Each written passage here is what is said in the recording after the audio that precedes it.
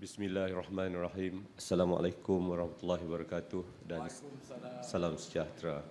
Raja Berdaulat, rakyat berilmu, negeri sejahtera, Perlis maju. Serta salam FCOEE, insentif minda, pemakin bangsa.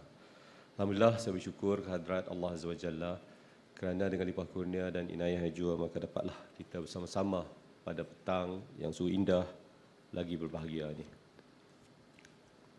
Banyak orang ambil recording ni.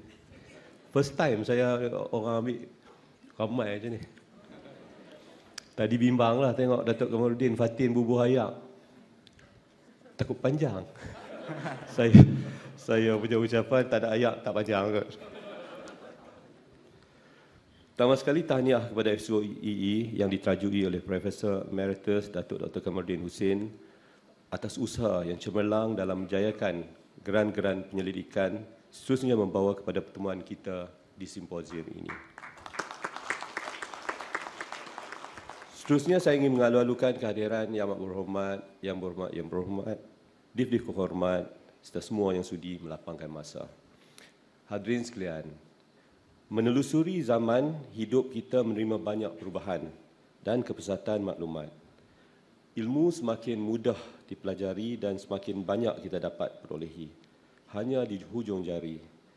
Ingin saya kongsikan peranan simposium atau seminar yang menjadi wadah perkongsian ilmu ini seperti berikut.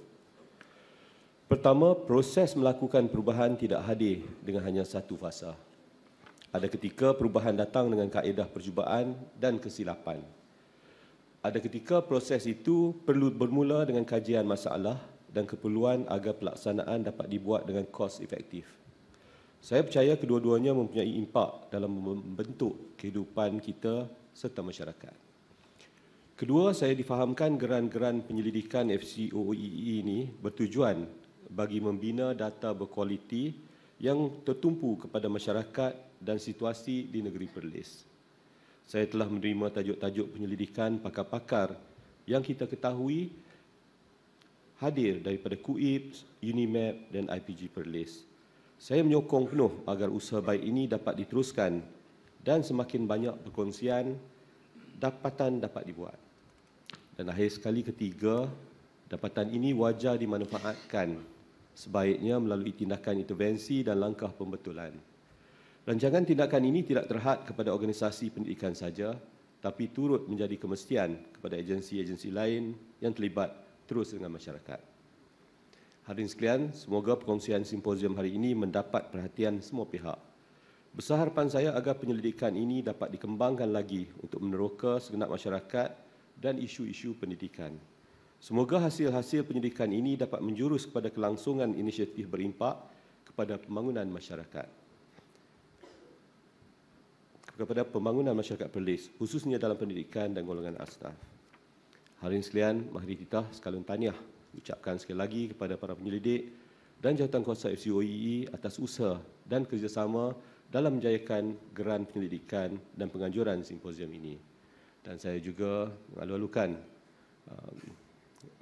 wakil daripada Dewan Bahasa Pusaka, Kepala Ketua Pengarah, mantan Ketua Pengarah pun ada sekali, dan juga daripada UKM yang bersama-sama kita pada petang ini dan telah dilaksanakan sebelum majlis tadi pemerkaian perjanjian sefahaman antara FCOEE sama dengan DBP dan juga pihak UKM.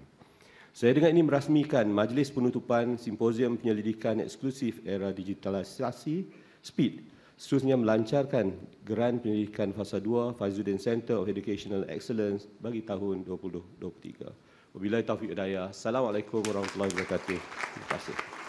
Waalaikumsalam warahmatullahi wabarakatuh. Ampun tuanku.